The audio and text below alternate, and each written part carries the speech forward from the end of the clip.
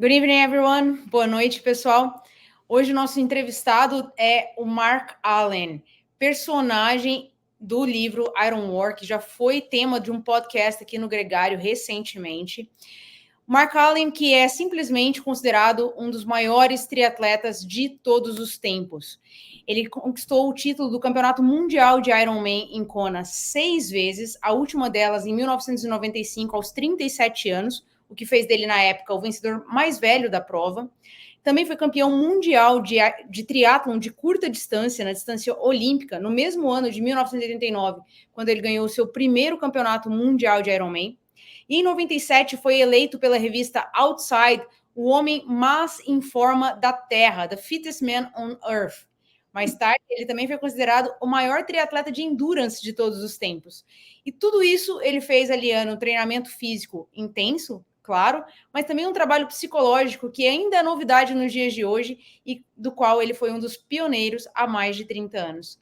Mark Allen, welcome to Gregario Podcast. It's such an honor to interview you tonight.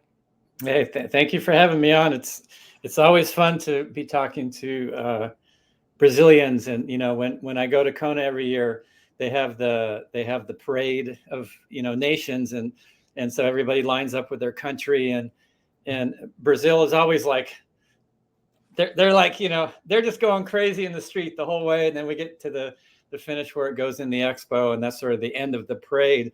But they just keep going, and I just love it. I love. I've raced a few times in Brazil when I was competing, and spent many years kind of in the same training areas as Fernanda Keller, and always great to see her in Kona every year. And so anyway, thank you for having me on. It's our pleasure. And yeah, Brazilians are always passionate about everything we do, but especially like in triathlon and in Kona is just such the big party of the sport. And we'll talk about Kona in a while. But first, since we're talking about the Ironman World Championships and Kona, your most known victory, obviously, is your first victory in Kona. It is known as the Iron War, a great battle between you and Dave Scott, who was the reigning champion in the previous year. He had won there 6 times, and you had raced and lost there 6 times for different athletes. And then you got to win your first one, and then another 5 to equal his record of 6 wins at the Ironman World Championship. That big battle became a book, Iron War, which we discussed here in a previous episode. And in this book, Matt Fitzgerald explains the whole contest behind this war and the whole race. But I want to know, from your point of view, how were the last 10K of that race, from the energy lab, which is the critical point of the Ironman Kona race, to the finish line and the world record at the time? Yeah, well, let's back up a little bit. Just so you know, Matt Fitzgerald never spoke to Dave Scott or I when he wrote that book. He pulled everything from interviews, and sort of he would see an interview that had been done with us, and he would sort of try to figure out what it was he thought we were thinking. So, like, if you read the book, I mean, he's a great writer, but so much of the book was just made up. Like, and he made it sound like we had just poured our hearts out and told him every last little thought that we had going into the race. Neither of us did one interview with him. And so we actually had a lawsuit against him and the publisher because there was so much that was fabricated and made up about that story. We settled out of court. But anyway, so I'm glad I get to come on and actually tell the story the way it happened. In 1989, they had not actually put the energy lab into the course yet, and so the marathon started at the far end of Elite Drive, 10K that you would run through town, and so you had this long stretch of 10 kilometers straight from the south end of Kona all the way through town before you then climb up Palani Hill. And then you had, 20 miles of running, 10 miles straight out and 10 miles straight back, and about 15K each direction. And so what that did was that it sent you all the way out past the airport. And so you would you're running out on the Queen Kahumanu Highway. You get to the airport, which feels like the edge of the earth, and then you keep going, and you have to run like another 1.5 miles or so. And so I think psychologically that old course was the hardest run marathon course that we've had, because you're going so far away from the finish line, and then you make the turn at the finish, and then you've got to come all the way straight back. You know, now there's the energy lab, so you kind of do this little dip down and along the ocean, and it breaks it up a little bit. But anyway, that year, you know, Dave Scott and I, we had a number of races there where he was the one who won, and I hadn't won, and he was coming into the race in 1989 as the 6-time champ. I was coming in as the 0-time Ironman champ. And you know, going into the other Ironmans leading up to that, you know, I was trying to win, and Dave Scott was setting the standard. And so I thought, okay, if I'm going to win, I have to be like Dave Scott. You know how that your mind sort of says, he knows what it's like, be like him, and then you can win. And Dave Scott is one of those guys that he loved to control the race. He wanted to be right up front. He wanted to control the pace. He wanted to push people when he was ready to push. And he was, when he got to Kona, it looked like he just got huge. He looked like a superhero. Like, oh my God, how can you beat this guy? He looked invincible, you know? And when I got to Kona, I always felt like I was really afraid of the race. I was afraid of the island. It's very hot. It's very, it can be windy, as you know. It has the island itself has a very intense energy.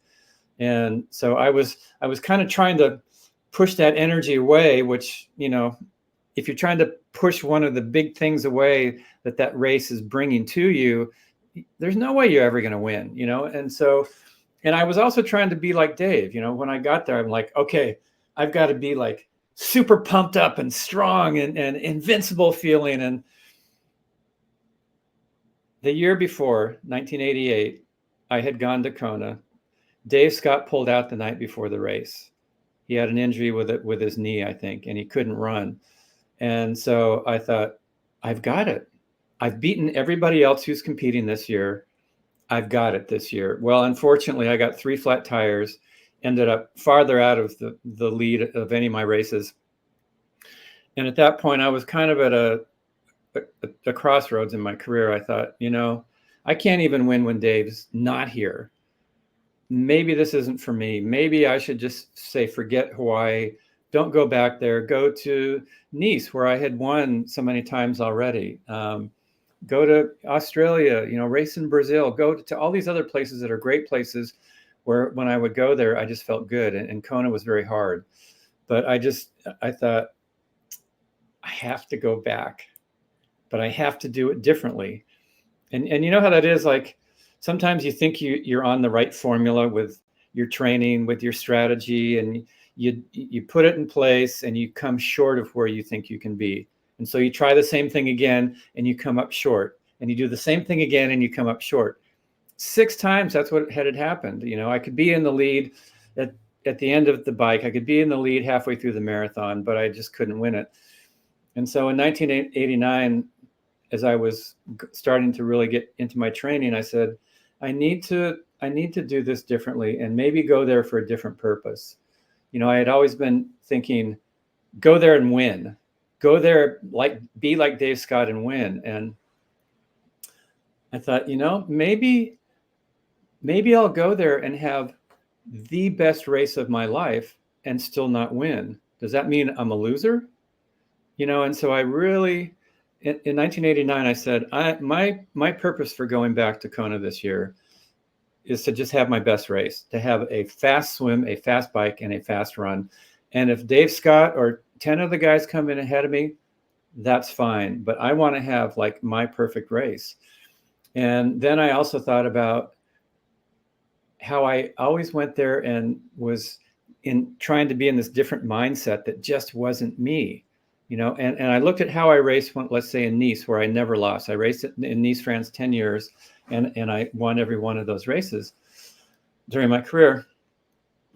Yes, I had my strategies of how I wanted to win, but my main strategy was, let me just get in the race and see how it unfolds, see who's strong, figure out on race day how I'm going to win it. I don't have to control it from the start. I don't have to control it on the bike. I don't have to control it on the run. I just need to figure out how to get to the finish line first. And so that's how I went into the race in 1989, saying, one, I'm here to have my best race. And two, I'm here to just be me. Race like me. Don't race like Dave. There's this saying that says, you may as well be yourself. Everybody else is taken. And that's that was a real shift for me. And I'll never forget that morning, just before the swim start, I'd found Dave kind of warming up, and I was right next to him because I thought, this guy knows how to race. He knows how to do this race perfectly. Let me just stick with him and see if I can learn something along the way. But anyway, it was the first year that I was in the water race morning, and I noticed the sun coming up over the volcano, and I saw how blue the water was, and I could see the fish, and I was looking around, and I just got these chills, like, this is so cool. This is so amazing. Here I am on the big island in the Ironman, surrounded by all of this beauty. And it really felt like the island was welcoming me, as opposed to the earlier years where I was trying to push away the island, So anyway, going into those last miles, we were together, the swim, the bike, the run. I'd had this partway through the marathon. It was about the half marathon point. Dave Scott actually started to surge. He would surge and he'd back off, and he'd surge and he'd back off. And it got harder and harder to stay with him. And finally, at about the half marathon point, he started moving at about a 6-minute pace, which is, nobody had ever run that fast in the marathon before, 6-minute miles. And I thought, I can't stay with him. It's too much. There's still half of the run to go, and he's running this fast now. And then my mind started to go crazy. Like, I'd been trying to stay calm the whole rest of the day, and I'd done a pretty good job of it. But at that point, how those thoughts come in your head that just do not help you out, in those kind of situations. And I was like, Dave, he's so strong. I'm not going to win again. He's going to get it. My legs are killing me. I have blisters on my feet. I was just like whining. I was like a baby whining. Wah, wah, wah. You know how it is, like in your mind before the race, you think, yeah, it's going to be tough, but it's going to be easy at the same time. It's not tough and easy at the same time. It's just tough. And finally, it got so hard to stay with his pace that I couldn't even hold on to the negative thoughts anymore. And my mind just went quiet. And in the moment my mind went quiet, I recalled the image of an old Indian shaman that I had seen in a magazine 2 days before the race. It was an advertisement for a workshop that was going to take place in central Mexico that was going to be taught by two great medicine men or shamans. And one was a 110-year-old shaman, Don Jose Matsua, and the other was his adopted grandson, Brant Secunda. And they were both featured in this ad, and they both had this look on their face that was just that magic combination of peaceful yet powerful. And that's like the ultimate place that you're trying to get to when you're racing, isn't it? That place where you feel this sense of calm, like no matter what happens, you're going to figure it out. But at the same time that you're calm, you also have this sense like, I know I can do this. There's strength in there somewhere. I'm going to find what I need to take that next step, and the one after that, and the one after that. And it washes away all doubt, and it washes away that judgment that says, I don't feel good now, so the day's terrible. When your mind goes quiet and you're in that special space, yeah, you might not feel good right now, but you know that that's only temporary. You're going to feel different in a minute from now, or 2 minutes from now, or next half a mile down the road. My mind went quiet. Don Jose's image came back to me, that that smile that he had in this photo, that peace and that power. And it was like he was just right there with me, giving me this life force. And I just felt this calm and this sense like everything in life is going to be okay. Everything is just as it should be. And this is in the middle of a world championship. You know, I'm having this like vision, right? Dave Scott's next to me and he's thinking, how can I surge and break mark? And what am I going to get to the next aid station? So, you know, there's these two completely different realities going on at the same time. And my shoulders relaxed, my stride opened up. All of a sudden I realized, oh my God, we're going fast, but I'm stronger than Dave. And then at that point, I just got stronger and stronger. We made that turn. We had 10 miles to go in the marathon. And it became very clear that I was a little stronger on the uphills. He was a little faster on the downhills, but they were gradual. And so neither of us was able to break away from the other one, but we both knew with about 2K to go in the marathon, there was one last long uphill that was actually steep, and then the steep downhill and down Palani Road, and then that last little bit to the finish line. And we both knew that this was where the break was going to take place.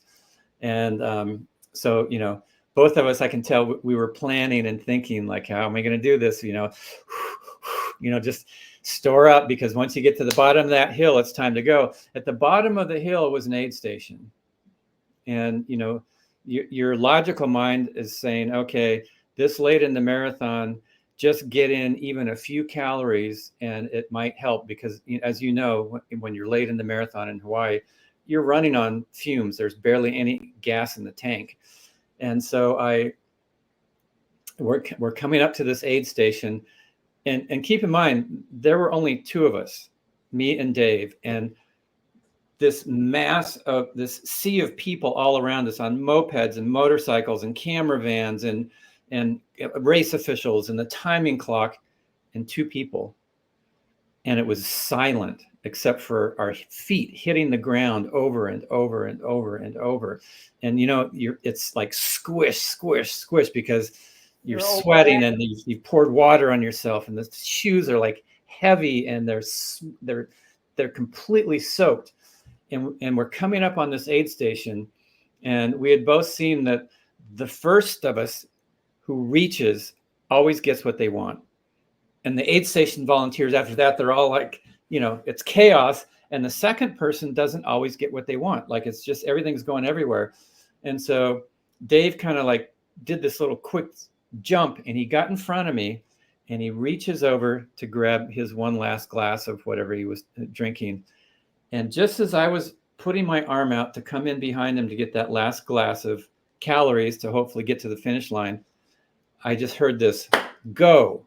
And it was like the island shouted out, and I pulled my hand back, and I just started sprinting as best as you can sprint at the end of an Ironman. Not very impressive, but it was just enough that in the few seconds it took for Dave to reach over, grab that glass, and look back, I'd put a gap of 3 or 4 meters on him.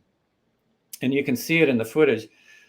All of a sudden, I'm ahead of him. We're not side by side anymore. I'm ahead of him, and his shoulders come up and he starts rocking.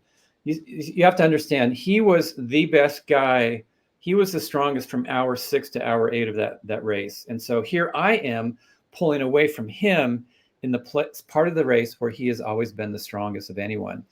And he's all of a sudden he has to deal with his fear, you know, and he's rocking, and I put a gap on him, but I knew that even though I had a gap at the top of the hill, I had to get to the bottom of the downhill before him, because he was so much faster on the downgrades. And so I went as fast as I could without falling over, without cramping, you know, and I got to the bottom of Palani Hill. And that was the one time I looked back and I couldn't see him. And I just, for a split second, stopped in the middle of the road, and I just go, yes, because I knew that there was nothing that could prevent me from winning at that point. And I made the little loop that and then got back on a Lee drive, and I'm doing that stretch all the way to the finish. And, you know, as you know, it's just lined with thousands of people cheering. And I had this huge smile on my face, and I had these tears coming down my eyes, you know, and people were cheering, and I could tell that they were not only cheering because I was winning for the first time, but they were cheering because the two of us together had done something that no other athletes had ever done to that point in time. We actually showed that you could race the Ironman from start to finish. It was not just a survival contest. You could truly race that distance. And I could also tell that they were cheering because they knew that this one day took 7 years to make. You know, it took the 6 Ironmans before that, and then that 1 year, 1989, to build up to that point where, you know, we kind of passed the crown. I won. Dave ended up second. He did his best Ironman time that year by almost 18 minutes. He broke his previous world's record. And I did my best time to that point by almost 30. And the difference in our finish times was very, very small, 58 seconds, very small margin on a long day. In an 8-hour and 9-minute race, which is absolutely impressive. And that record stood for years after that as well, which means you both got to push yourselves to a level that was just literally years ahead of everybody else. Yeah, that marathon split held for 27 years, and finally Patrick Lange broke it after 27 years, and he said it. He admitted, he goes, you know, when you did that marathon split 2:40:04, that included your transition time from bike to run, and he broke the record by about 15 seconds. So he said, you know, my transition time was not in that in my marathon time. So you still actually ran faster than I did, even though I have the record now. Anyway, he's a great guy, and we're super close friends, and so I was happy for him that he was able to break that record. That's what records are for, right? To break. Exactly. Even if it takes years and years in the making. Yeah.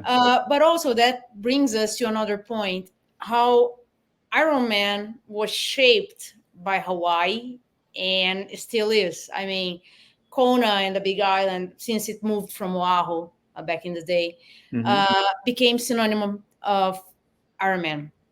And you also won 10 times, like you said before, in all your participations in Nice, which was also a big race and has now, since 2023, become the other home to the Ironman World Championship. So we have 2 races as Ironman World Championships now. Last year we had women only in Kona and men only in Nice, and this time we'll have the other way around, and then again for 2 years. How have you seen like this change? I mean, you're the guy that won most times in Nice, and you're like tied with Dave Scott and Natasha for 6 titles in Kona. But how do you see that for the age groupers, the amateurs, the ones that got into Ironman inspired by Kona and the energy of the island and all that it represents? You know, on the outside, things look very different. Like, you look at the bike racks now, every bike is just the best bike on the planet and costs a ton of money, you know, and everybody who's at the Ironman World Championship, whether it's in Nice or whether it's in Hawaii, you know, they've invested a lot of time and energy and money and commitment and training, and nowadays, you know, with coaches and all of the you know, Garmin's and all the stuff we have to measure everything, it's much more calculated, but at the same time, it's still the same. You know, you still have to cover the same distance.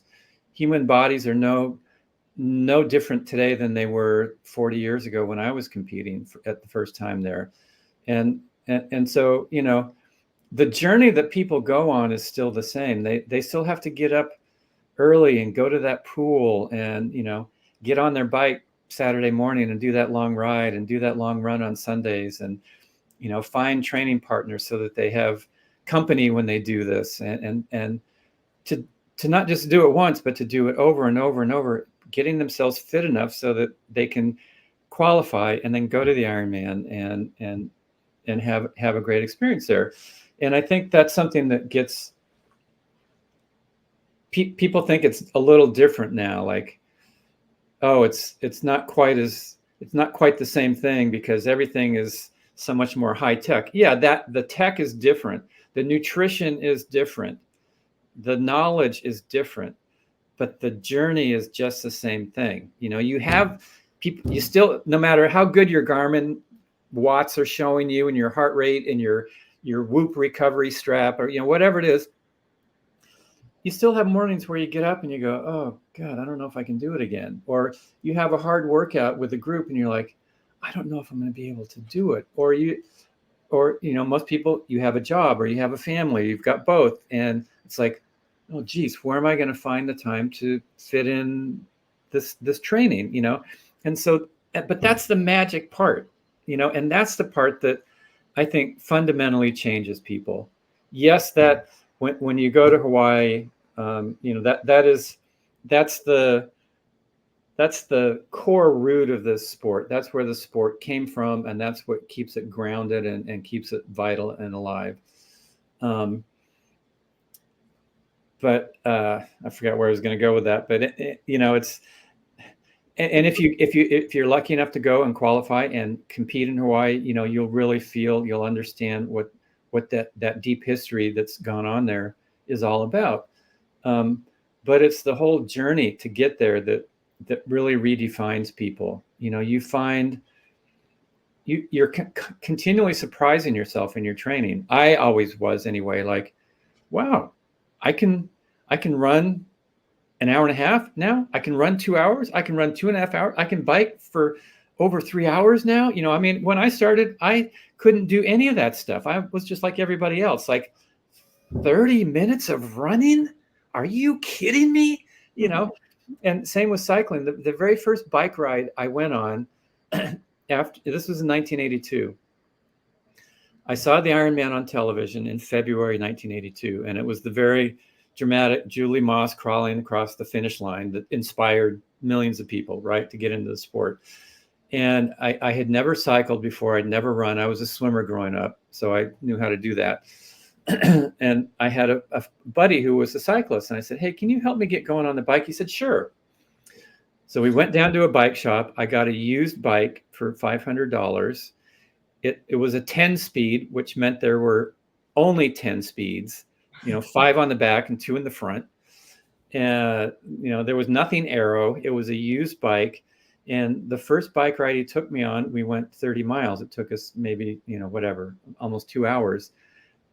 By the end, my ass hurt so much, I could barely sit on the seat. I go, there is no way I'm going 112 miles. Forget it. I can't, there's no way. But I was exhausted.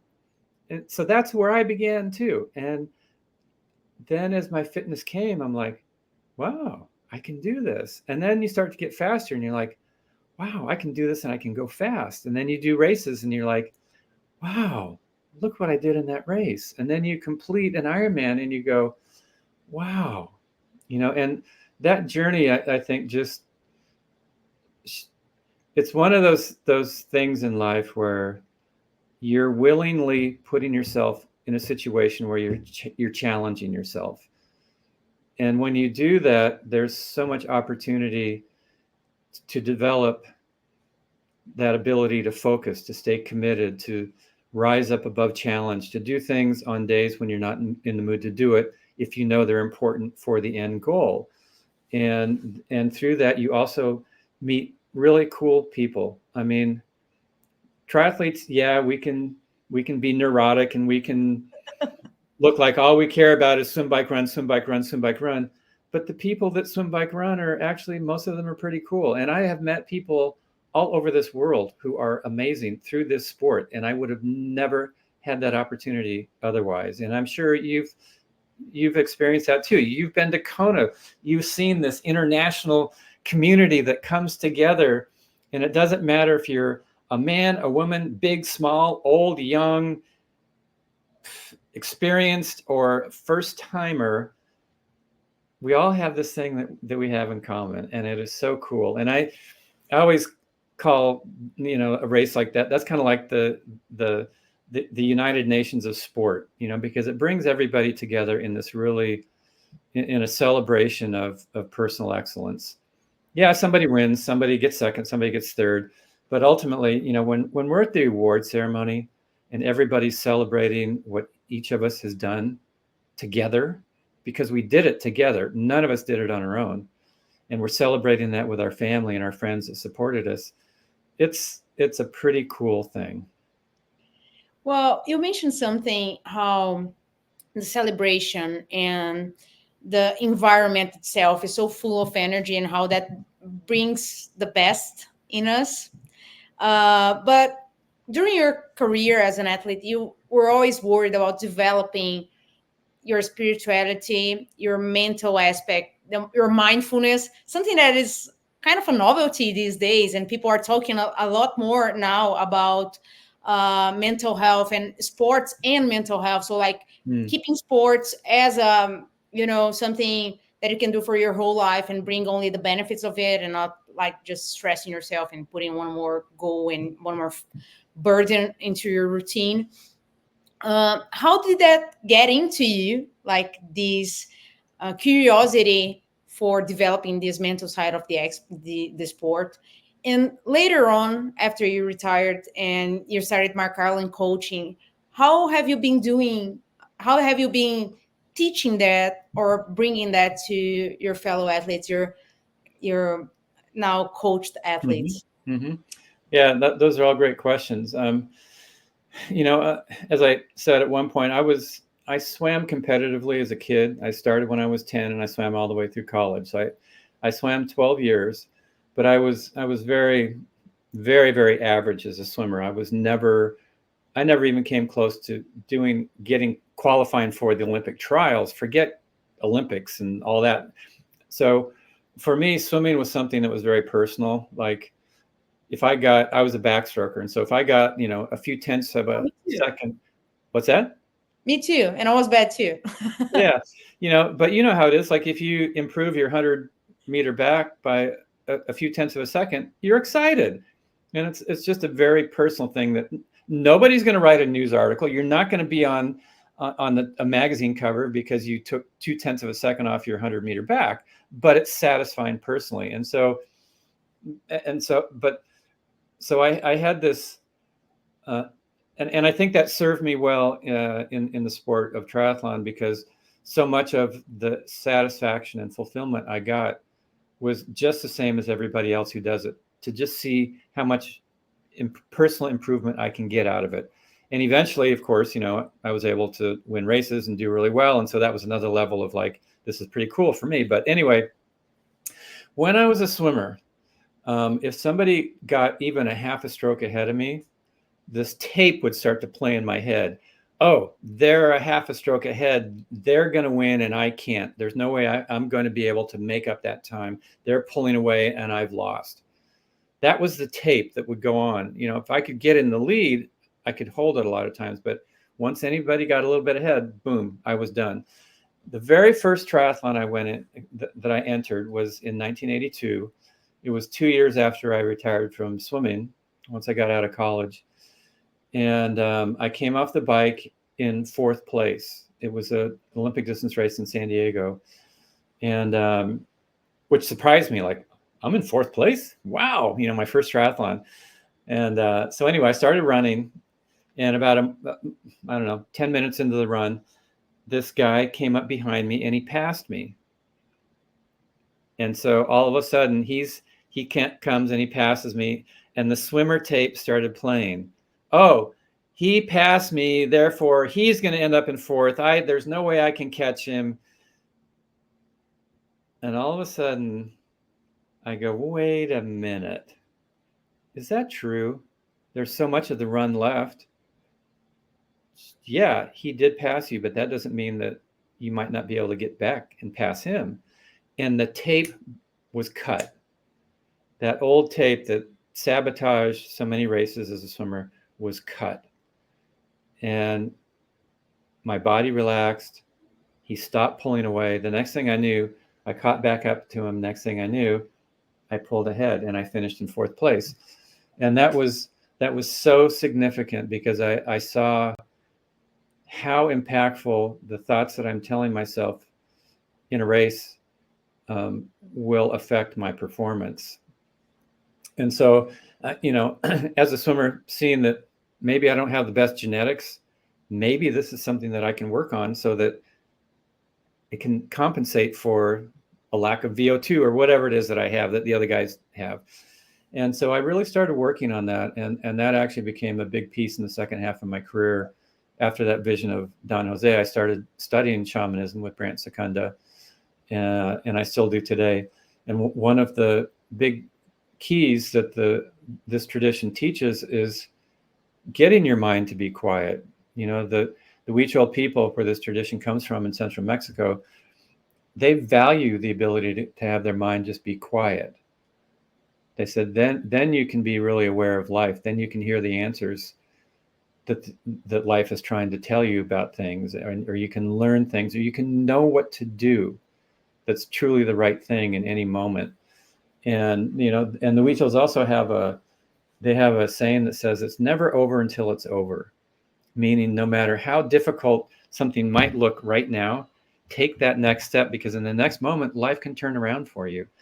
And that was also something that was really an important lesson that Brant would say over and over, because you know how it is in a race.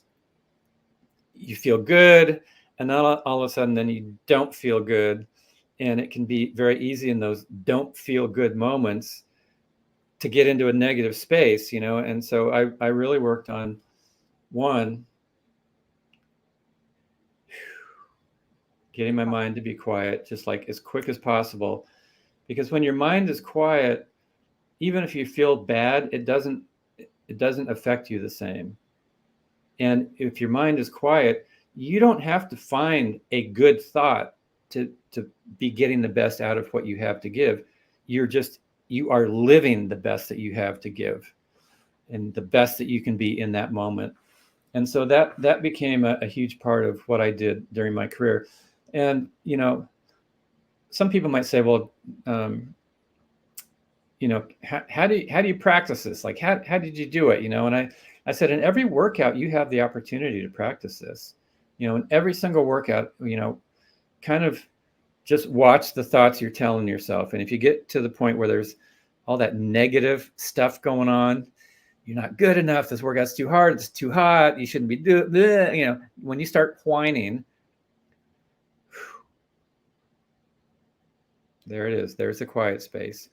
And it might take a second, it might take a minute, but the more you practice that, and the more you get into that quiet space, and then you're able to refocus on your form, you refocus on your breathing, refocus on giving the best you can on that day. Not every day is going to be a world championship day for you.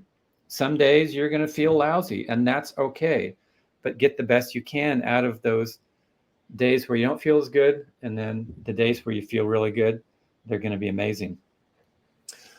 And so, I practice that. But anyway, a lot of that's why we train, because in training you get challenged, whether it's doing a long workout or a fast workout, and you have to learn how to manage yourself and manage your thoughts. And over time, I think athletes become really become really good at just sticking with something even when it's uncomfortable.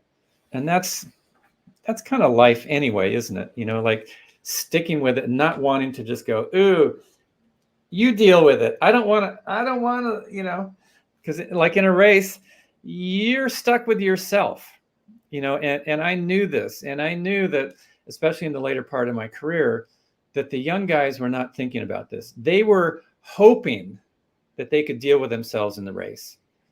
Hope is not a strategy. Hope is not something you practice, And so I thought, as I got older, like the final time I did Ironman, I was 37. And nobody had won as a 37-year-old at that point. So I was trying to do something that nobody had done. This was in 1995. I knew that I couldn't train as hard as I had in the past, and that the young guys their recovery was going to be better than mine, and that they would be doing more mileage than I was, more volume.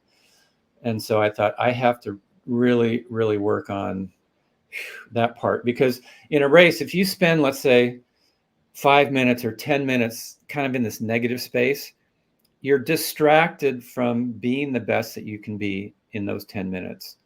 You know, 1, thinking takes energy. 2, negative thoughts take energy. 3, negative thoughts distract you from just giving the best that you can. And so if they're spending 10 minutes trying to get back into like a more champions mindset space, that's 10 minutes where they're not giving 100% of what they have.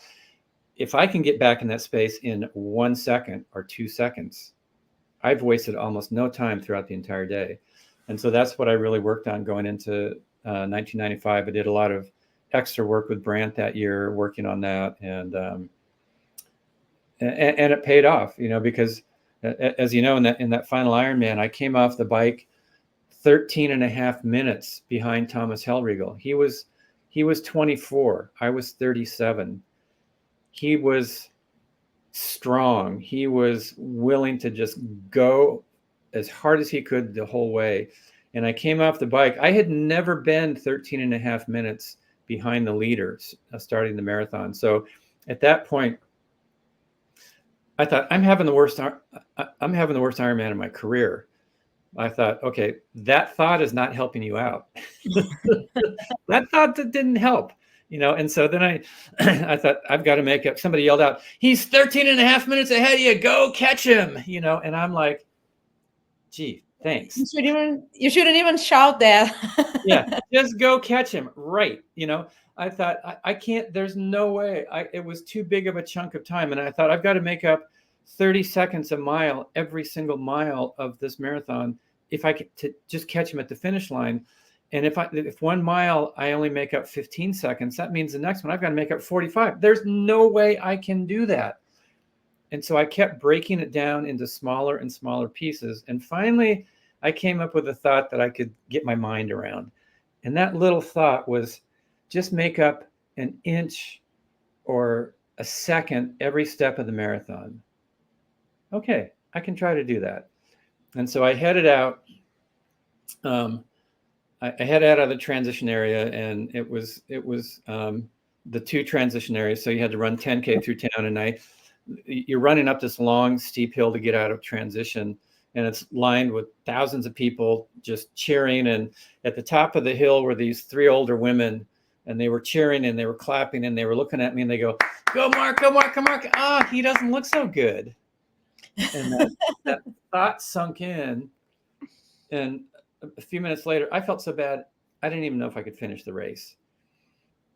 And then my mind just went nuts. Like, you know, Hellriegel, that young guy, he's 13 and a half minutes ahead. There's no way I can catch him. I've won 5 of these things. I should just quit. Hey, there's my hotel. Just, you know, call it a day. You know, if we quit, there is no chance of realizing that ultimate dream, is there? You know, even if we stick with it, but we're not giving everything we have, there's no chance of realizing those big dreams. And finally, it's like, oh yeah, I got my mind to be quiet, and something said, just get to the finish line. And for a second, I was like, get to the finish line? I mean, I came here to try to win my 6th title. And then I thought about it, and I thought, you know, the way I feel right now, which is pretty bad, if I can get to the finish line, that will be a success. Even if I have, and that's what I made that commitment. I said, even if I have to walk every step of this marathon, I'm going to get to that finish line somehow, and that will be a success. And in the moment, literally the instant that I said, I will do whatever it takes to get to the finish line, Greg Welsh, who was 10 seconds up the road, he stopped. He was in 4th place. I was in 5th. He stopped in the middle of the road. He stretched his back. I passed him, making the first pass of anybody on the marathon at that point. And it just felt like the whole world of opportunity began to open back up. And I went from, you know, 5th to passing Greg, then I was 4th, and then eventually 3rd. And eventually around the half marathon point, I passed one of my close training partners, and another German, Thomas Jürgen Zach. I moved into second place. I still couldn't see Thomas. He was still so far ahead. With 8 miles to go, I was told he was 4 minutes, that I was 4 minutes behind him. So I was making up that 30 seconds a mile, but I was still only on pace to catch him at the finish line. And I'm like, I've made up so much time, but I need to make up more. I can't do it. My legs are killing me. It's so hot. I started whining again. And then it's like, it took a while this time. It wasn't like, okay, I'm quiet. I had to work at it. It took a few minutes, and finally all of that chatter stopped. And then I remembered something that Brant said right before I came to Hawaii that year. He said, if you need help, call out to the big island. You know it. That big island is alive. It will hear you. It will help you. And so I just said, hey, big island, help me. I'm going to give everything I have to give, but I need something extra. And, that's also a big part of the Huichol tradition, as it is the Hawaiian tradition, is connecting with the land and feeling the energy and tapping into that and being in harmony with it, not abusing it, but just being in harmony and aware of it. And all of a sudden I could just feel this strength. The next mile I made up 40 seconds. The one after that, I made up a little over 50. And the mile after that, I made up 1 minute and 15 on this great athlete, Thomas Hellriegel. Finally, with a 5K to go in the marathon, I came up behind him.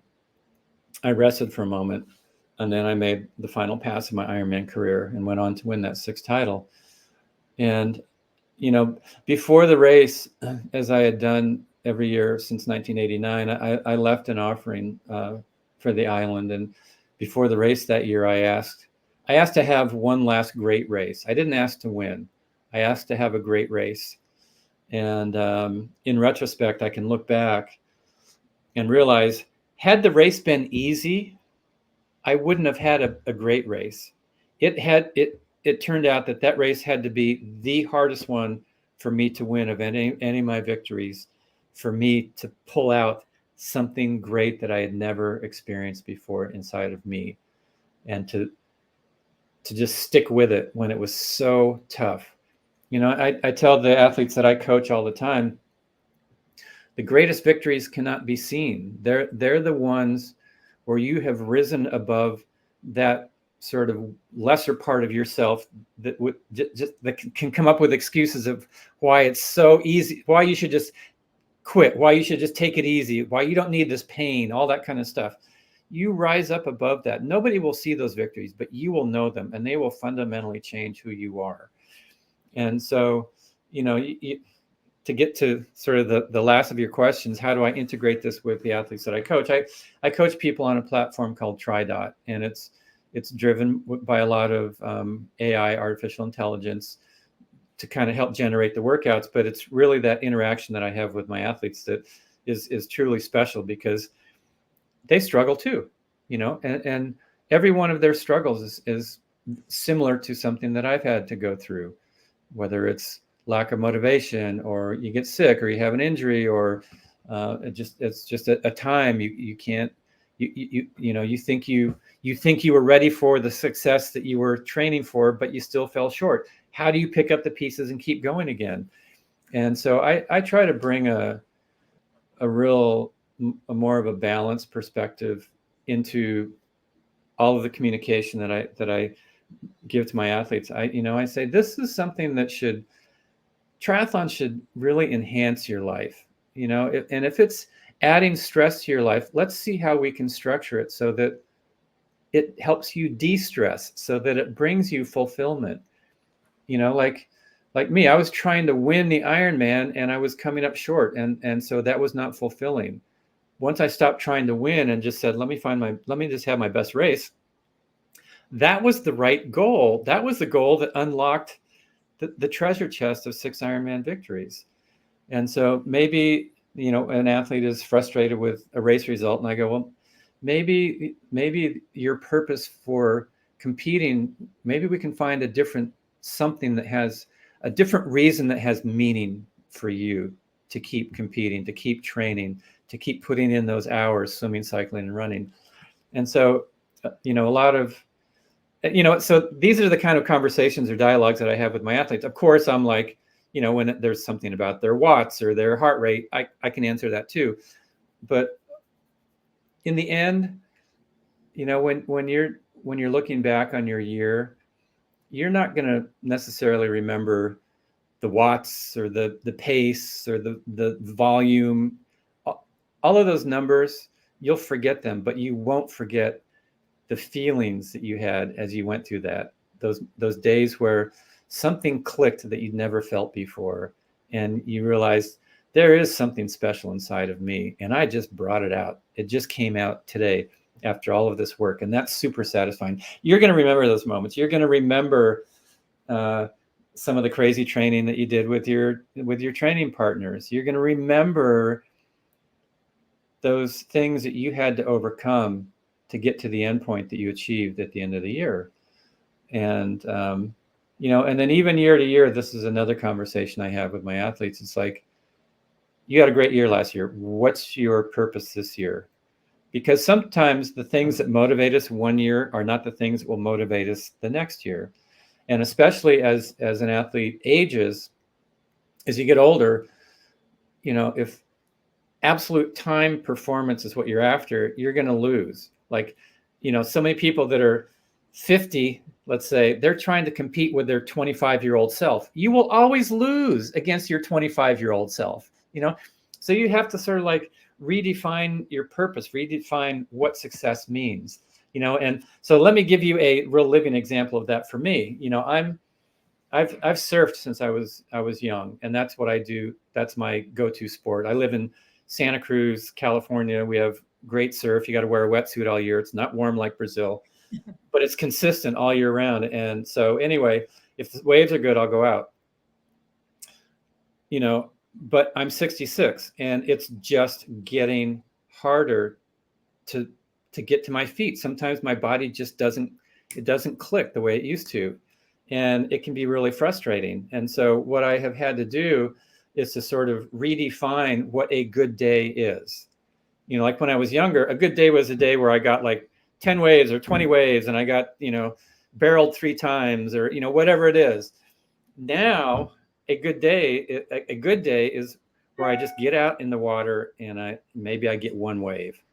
A great day is where I get 3 or 4, So like I had one of those days a couple days ago where I caught 4 pretty good waves, and on my life scale, that day would have been about a 5 out of 10. But on my 66-year-old scale, that was a 9.5 out of 10. And so, as athletes age, triathletes anyway, runners, cyclists, if you can sort of redefine what great is and what good is and what fulfills you from this journey, it will always stay fresh. But if you try to sort of recreate that same level, those old levels of success that happened when you were younger and your body was just different, it can be frustrating. Sport should be super fun and fulfilling. So that's the way to go. Sport, health, and life balanced with the performance as you age, as you're able to keep in your daily routine, your family, your duties, and everything else. Mark, thank you so much for this interview. It was great hearing all these aspects from you. If anyone from Brazil or anywhere else that's listening to us, we have lots of listeners from all over the world. If one of these people want to reach you out, train with you, get to know the Tri platform, Mark Allen Coaching, how do they do that, please? Yeah, you can always email me, mark@markallensports.com. And I'm happy to answer questions or help you get set up with my coaching. You can go to Tri and check that out, tri.com. They have a premium coaching offer. You can click on that and somebody will call you and they'll set you up with me also. Yeah, I still have a few spots open this year for my personal coaching, and I love that, because it's I get to relive the triathlon journey through somebody else, through other people, and it's kind of fun to tell them what to do. Like, okay, you go do it. But I have to say, as a coach, like, as an athlete racing, you're affecting everything that's going on race day. As a coach, there is nothing that you can do to help an athlete, especially if they're having a hard time. And I am more nervous on race day as a coach than I ever was as an athlete, because I want all the people that I coach to do really well. And I know that some days somebody's not going to do well. And there's nothing I can do on race day to help them out. And I know what that feeling is going to be like for them when they cross the finish line and they have that, oh, geez, I just didn't have the day I'd hoped for, but the other side is when I see somebody having that magic day, it's like I'm having 10 times my magic days. It's just like so exciting and so fun to be a part of. Well, if you want to be a part of the race week of the Brazilian athletes in Kona this year, we'll be more than happy to host you at the Brazilian House in Kona to have a chat with the Brazilian athletes. We're hoping for like 70 or 80 Brazilian guys this time in Kona, and I bet they would all love to hear from you and learn a little bit, and maybe they'll learn to shut their minds when things get hard down on race day. Mark, once again, thank you so much for your time. Hope you get to enjoy lots of great races from your athletes from now on. All right. Thank you so much. We'll see all of you out there at the races, Kona, Nice, wherever. We'll see you out there on the courses this year. Bye. See ya.